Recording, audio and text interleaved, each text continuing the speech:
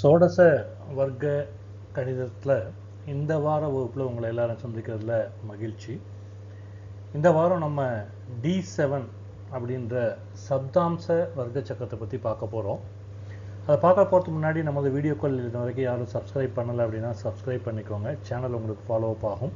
புது videos update ஆகும்பொழுது உங்களுக்கு ஆட்டோமேட்டிக்காக நோட்டிஃபிகேஷன் வரும். அதை ஃபாலோ பண்ணிக்கலாம். பழைய வீடியோக்கள் எங்கே பார்க்கணும் விடுபட்டுருக்கு அப்படின்னு நினைக்கிறீங்கன்னா பிளேலிஸ்ட்லேயோ அல்லது கோர்ஸ்லேயோ போயிட்டு நீங்கள் பார்த்தீங்கன்னா வீடியோக்கள் அவைலபிளாக இருக்கும். சதுர்த்தாம்சம் பற்றியும் திரேக்கானம் பற்றியும் மிக சிறப்பான வரவேற்பில் கொடுத்த அனைத்து வாசக பெருமக்களுக்கும் மிக்க நன்றி. உங்களுடைய கமெண்ட்ஸையும் பதிவிட்டீங்க, நன்றி. அதுக்கு நான் பதில் 24 மணி நேரத்துக்குள்ளே கொடுத்துருக்கேன், பார்த்துக்கோங்க. வேறு ஏதாவது சந்தேகங்கள் இருந்தாலும் நீங்கள் தாராளமாக பதிவிடலாம். ஏன்னா பொதுப்படையான பாராட்டுகளை தெரிவிச்சிருக்கீங்க. இது என்னுடைய குருமார்களுக்கும் என்னுடைய இறைவனுக்கும் தான் அந்த பெருமைகளும் அங்கீகாரமும் போய் சேருன்றதை தாழ்மையுடன் சொல்லிக்கிட்டு இந்த வார வகுப்புக்குள்ளே நாம் போகலாம். இந்த D7 சப்தாம்சம் அப்படின்னா என்ன? ஒரு ராசி சக்கரத்தை 7 சம பங்காக பிரிக்கிறது. ராசி சக்கரத்தை எப்படி சார் 7 விதமாக அது சமமாக பிரிக்கிறது அப்படின்னு கேட்டிங்கன்னா, 30 பாகை கொண்ட ராசி சக்கரத்தை 4 பாகை 17 கலை 8.57 விகலை அப்படின்ற மாதிரி 7 விதமாக பிரிச்சுக்கிறோம் சம பங்கா. அதுதான் சப்தாம்ச வர்க்க சக்கரம்.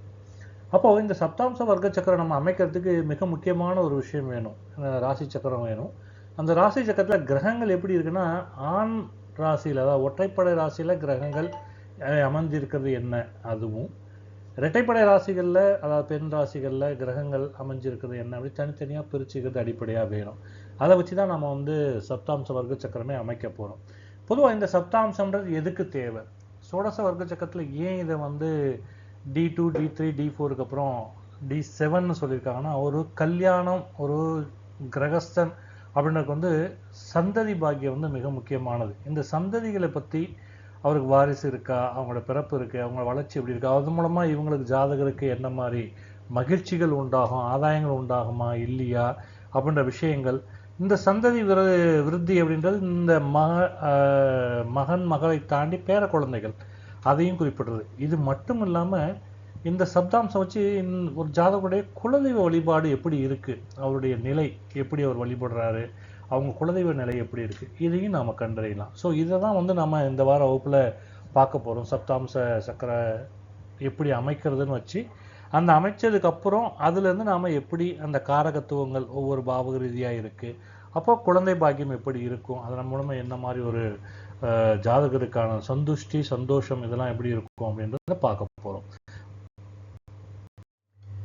ஏற்கனவே சொன்ன மாதிரி D7 சப்தாம்ச வர்க்க சக்கரம் அமைக்கிறதுக்கு முதல்ல D1 ராசியில் ஆண் ராசிகளில் என்ன கிரகம் இருக்குன்னு தனியாக பிரிச்சுக்கணும், பெண் ராசியில் என்ன கிரகங்கள் இருக்குன்னு தனியாக பிரிச்சுக்கணும். அதை ஒற்றைப்படை ராசிகள் இரட்டைப்படை ராசிகள் அப்படின்னு பிரிச்சுக்கணும். அப்போது முதல்ல இந்த சப்தாம்ச வர்க்க சக்கரம் அமைக்கும்போது 4 பாகை 17 கலை 8.57 விகலையாக ஈக்குவலாக பிரிக்கிறோம். அப்போ அந்த ஈக்குவலாக பிரிக்கும்போது முதல் சப்தாம்சம், 2ஆம் சப்தாம்சம், 3ஆம் சப்தாம்சம், 4ஆம் சப்தாம்சம், 5ஆம் சப்தாம்சம், 6ஆம் சப்தாம்சம், 7ஆம் சப்தாம்சம் 7 வகையாக அது வரும். அப்போது இந்த முதல்ல ஒரு கிரகம் ஆண் ராசியில் இருந்து அது இந்த முதலாம் சப்தாம்சத்தில் இருந்தால் முதல் ராசிலேயே தான் இருக்கும். அதே மாதிரி ஆண் ராசியிலேருந்து 2ஆம் சப்தாம்சத்தில் இருந்தால் 2வது ராசிலேயே தான் இருக்கும். 3வது சப்தாம்சத்தில் இருந்ததுன்னா 3வது ராசிலேயே தான் இருக்கும். 4வது சப்தாம்சத்தில் இருந்தால் 4வது ராசிலேயே இருக்கும். 5வது சப்தாம்சத்தில் இருந்தால் 5வது ராசிலேயே இருக்கும். 6ஆம் சப்தாம்சத்தில் இருந்தால் 6வது ராசிலேயே இருக்கும். 7ஆம் சப்தாம்சத்தில் இருந்தால் 7ஆம் ராசியிலே இருக்கும். இப்போ இது புரிஞ்சுதா? அப்போது ஒரு ஆண் ராசியில் கிரகம் அமைஞ்சிருந்து அது இந்த 7 சப்தாம்சங்களில் எந்த நிலையிலிருந்து அந்த நிலைக்கு ஏற்ப அதோட அந்த நிலை ராசிக்கு அது அடைவு செஞ்சிடும் உருவாக்கும் போது. இதுதான் சப்தாம்சம் அமைக்கிற முறையில் ஆண் ராசியில் கிரகம் இருந்தால். அதுவே பெண் ராசியில் இருந்தால் அப்படியே டோட்டலாக ரிவர்ஸு.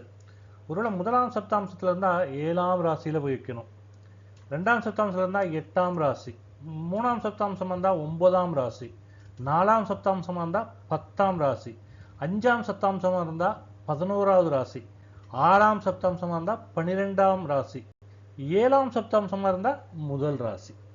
அப்படி நம்ம இது பண்ணிக்கலாம். இதுதான் விதி. இந்த விதியை உங்களுக்கு எளிமையாக புரியறதுக்காக பாகைகளோட விளக்கங்களுடன் அட்டவணைப்படுத்தி இருக்கும். இதை பார்த்தோன்னே எளிமையாக புரியும், பாருங்கள். இப்போ நாம கொடுக்கப்பட்டிருக்க உதாரண ராசி சக்கரத்துக்கு வந்து D7 சப்தாம்ச வர்க்க சக்கரம் அமைக்க போறோம். அப்போ முதல்ல எடுத்தோம் என்ன பண்றோம், D1ல இருக்கக்கூடிய லக்னம் உட்பட கிரகங்களுடைய பாகை வாரியான கிரக ஸ்புடத்தை எடுத்துக்கிறோம். எடுத்துக்கிட்டு அடுத்தது அது எந்த தன்மையுள்ள ராசியில் அமைஞ்சிருக்கு, ஆண் தன்மை உள்ள ராசியிலையா பெண் தன்மை உள்ள ராசியா. கொடுக்கப்பட்டிருக்க ராசியில வந்து பார்த்தீங்கன்னா சந்திரன் மட்டும்தான் ஆண் ராசியில இருக்கு, மீது எல்லாமே பெண் ராசியில இருக்கு. அது ஒரு வகையில எளிதாக்கிடுச்சு இந்த கணக்கை.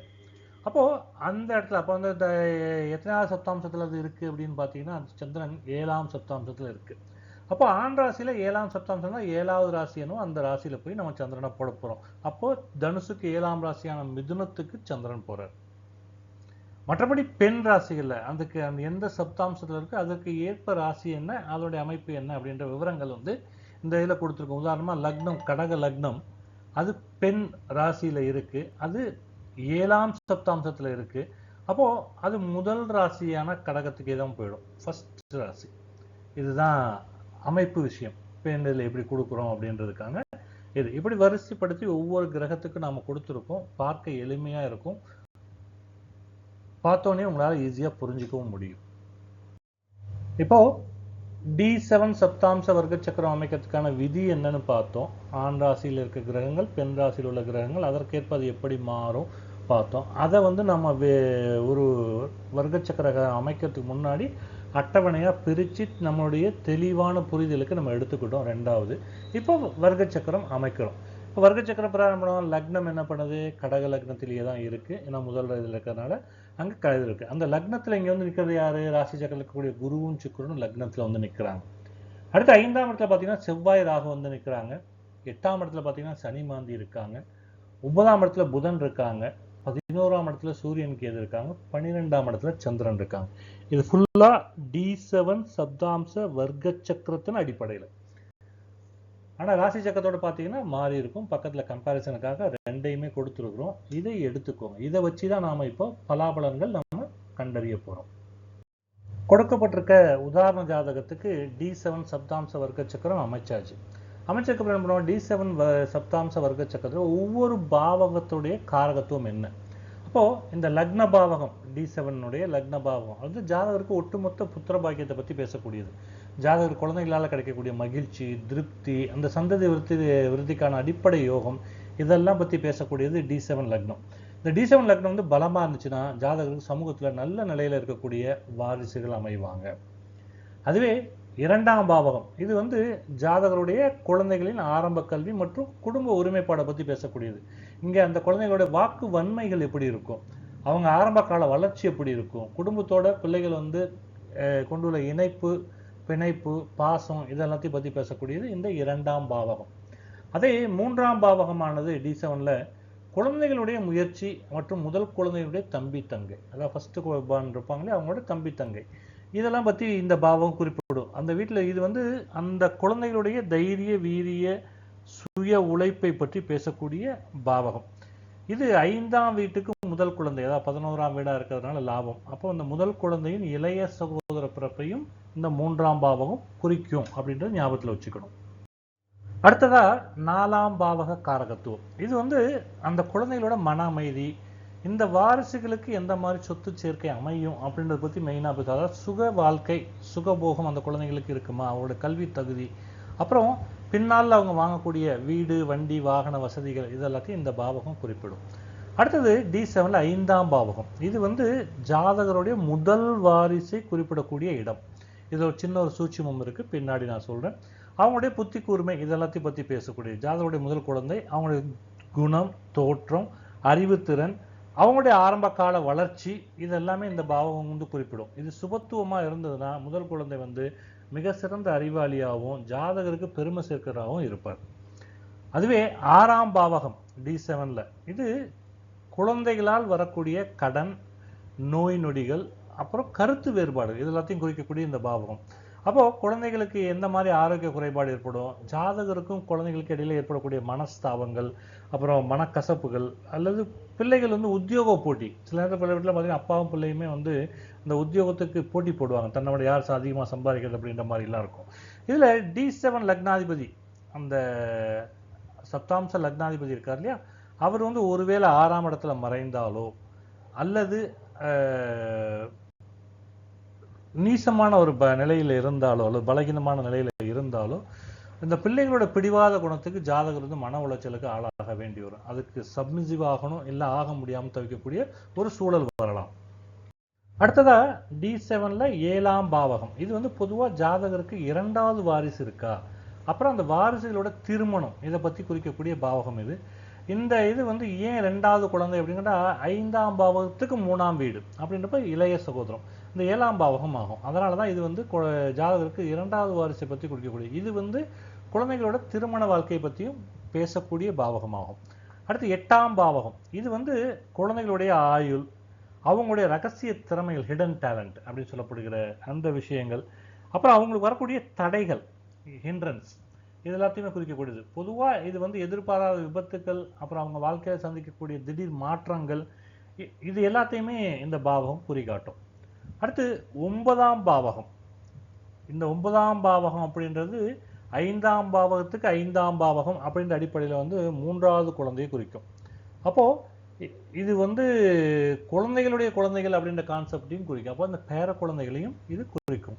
ஸோ இதுதான் வந்து 5ஆம் பாவக காரகத்துவம். அப்போ ஒரு ஜாதகருடைய பேர குழந்தைகளை பற்றியோ அல்லது அவங்க வாரிசுகளோட சந்ததியை பற்றியோ பார்க்கணும்னா இந்த 9ஆம் பாவகத்தை தான் நம்ம கண்டிப்பாக பார்க்கணும். D7ல 10ஆம் பாவகம். இது வந்து குழந்தைகள் பிற்காலத்தில் என்ன மாதிரி வேலை பார்ப்பாங்க, அவங்களுக்கு எந்த மாதிரி உத்தியோக உயர்வு கிடைக்கும், என்ன மாதிரி புகழ் கிடைக்கும், அதிகாரம் இருக்கும், சமூக அந்தஸ்தில் எப்படி இருப்பாங்க, இது எல்லாத்தையுமே இந்த பாவகம் குறிகாட்டும். அடுத்து 11ஆம் பாவகம். இது வந்து ஜாதகருக்கு 4ஆம் வாரிசு சம்பந்தப்பட்ட அல்லது 4வது வாரிசு இருக்கா அப்படின்ற விஷயத்தை வந்து குறிப்பிட்டு காமிக்கக்கூடியது. இது வந்து ஜாதகருக்கு வந்து பிற்காலத்தில் வந்து காப்பாற்றுவாங்களா இல்லையா அப்படின்றதையும், ஜாதகருக்கு இந்த குழந்தைகளால மகிழ்ச்சியும் லாபமும் கிடைக்குமா இல்லையா அப்படின்றதையும் உணர்த்தக்கூடிய பாவகமாகும். அடுத்து D7ல 12ஆம் பாவகம். பொதுவாக இந்த 12ஆம் பாவகம் வாரிசுகளோட வெளிநாட்டு பயணம் அல்லது குழந்தை அம்மா அப்பா விட்டு பிரிஞ்சு வெளியில் இருப்பாங்களா அப்படின்ற விஷயங்கள், அது உயர்கல்விக்காக இருக்கலாம் அல்லது உத்தியோகத்துக்காக இருக்கலாம் அல்லது ஈவன் கல்யாணமாகி வெளியூர் போகிறதா இருக்கலாம். இப்படி ஏதோ ஒரு வகையில் அது இருக்கலாம். அதை வந்து காமிக்கக்கூடிய இந்த பாவக காரகத்துவம். இதை வச்சு நாம் குழந்தைகள் வெளியில் போவாங்களா இல்லையா அப்படின்ற விஷயத்த தெரிஞ்சு கொள்ள முடியும். இப்போ D7 சப்தாம்ச வர்க்க சக்கரத்தில் 12 பாவகங்களுக்கு என்ன மாதிரியான காரகத்துவங்கள் அப்படின்றத நம்ம பார்த்தோம். இப்போ இதை வச்சு நம்ம எப்படி பலன் பார்க்க போகிறோம் அப்படின்றது சொல்ல போகிறோம். முதல்ல குழந்தைகள் எப்படி இருக்குது, ஜாதகருக்கு இருக்குமா இல்லையா அப்படின்னு சொல்ல போகிறோம். அப்போ முதல்ல வந்து நம்ம கம்பேர் பண்ண வேண்டியது D1 ராசி சக்கரம். இந்த ராசி சக்கரத்தை பொறுத்த வரைக்கும் 5ஆம் வீடு, 5ஆம் அதிபதி, அப்புறம் புத்திரக்காரனான குரு, இவங்க வந்து நல்ல நிலையில் இருக்காங்களா, ஆட்சி உச்சம் அல்லது சுபகிரக பார்வையெல்லாம் பெற்று இருக்காங்களா அப்படின்ற முதல்ல நாம் குறிப்பெடுத்துக்கணும். அதை வந்து நோட் பண்ணிக்கணும், அசர்டைன் பண்ணிக்கணும். அடுத்ததை வந்து D7 சப்தாம்சத்துக்கு வரணும். சப்தாம்சத்துக்கு வந்து சப்தாம்ச லக்னம் மற்றும் லக்னாதிபதி இது பலகீனமாகாமல் இருக்கா, பலமாக இருக்கா அப்படின்னா, அதான் D7 லக்னாதிபதி போய் எங்கேயும் மறைஞ்சிடக்கூடாது 6, 8, 12ல். அப்புறம் கேந்திர திரிகோண ஸ்தானங்களில் பலமாக அது இருந்ததுன்னா ஜாதகரோட வாரிசுகளால் ஜாதகருக்கு வந்து நல்லது ஒரு மதிப்பு இருக்கும், அவங்களால வந்து பாராட்டப்படுவாங்க. ஏன்னா அந்த வாரிசுகள் வந்து குணவான்களாக இருப்பாங்க, நடந்துப்பாங்க. இதுதான் வந்து முதல்ல எப்படி அந்த குழந்தைகளால் ஜாதகருக்கான ஆதாயம் அப்படின்றத நம்ம பார்க்கறதுக்கான அடிப்படை விஷயம்.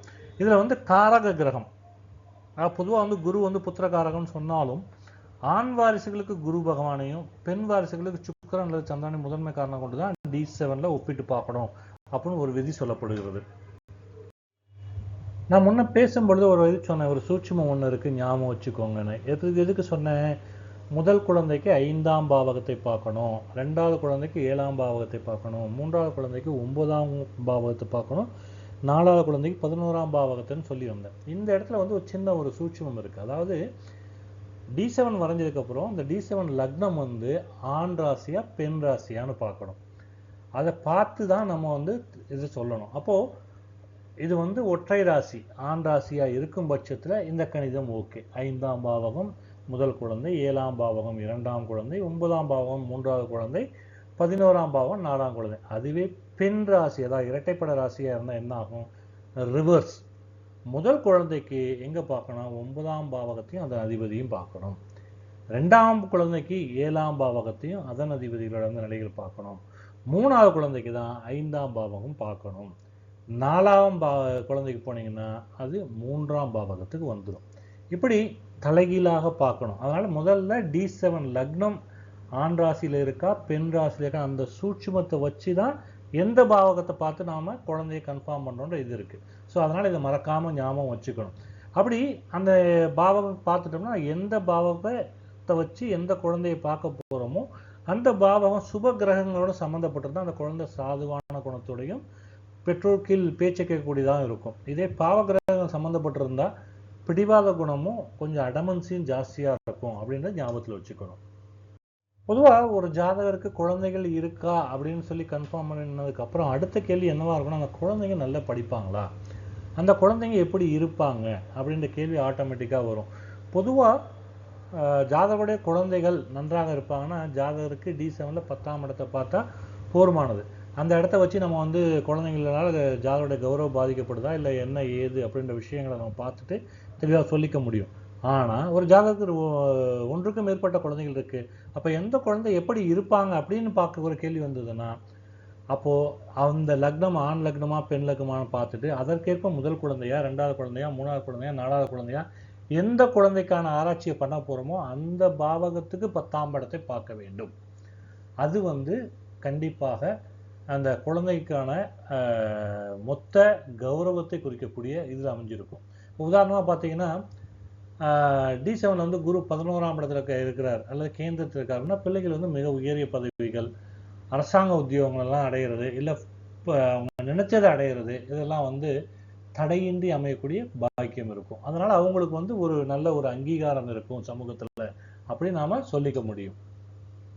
அடுத்ததா ஜாதகருக்கும் ஜாதகருடைய வாரிசுகள் அதாவது குழந்தைங்களுக்கும் என்ன மாதிரியான உறவு முறை இருக்கும், அது கருத்து வேறுபாடு கொண்டதா இருக்குமா இல்லை பிணக்குகள் கொண்டதா இருக்குமா இல்லை இணக்கமா இருப்பாங்களா அப்படின்றத எப்படி பார்க்கலாம் அப்படின்னா இந்த D7 சப்தாம்ச வர்க்க சக்கரத்தில் வந்து 6ஆம் அதிபதி 8ஆம் அதிபதியோட தொடர்பு எதோட எந்த குழந்தைக்கு பார்க்குறீங்களோ, உதாரணத்துக்கு இங்கே நான் வந்து ஒற்றைப்படை ராசியில் இருக்க 5ஆம் இடத்தை வச்சு நான் முதல் வாரிசு பார்க்குறேன் அப்படின்னு சொன்னால் இந்த 5ஆம் அதிபதியோ அல்லது அந்த 7ஆம் அதிபதியோ அதான் 2வது குழந்தை அப்படின்ற பொழுது லக்னத்துக்கு வந்து 6, 8ல் மறைஞ்சிட்டா அப்போ அந்த பர்டிகுலர் குழந்தையோட ஜாதகருக்கு வந்து கருத்து வேறுபாடு வரலாம்.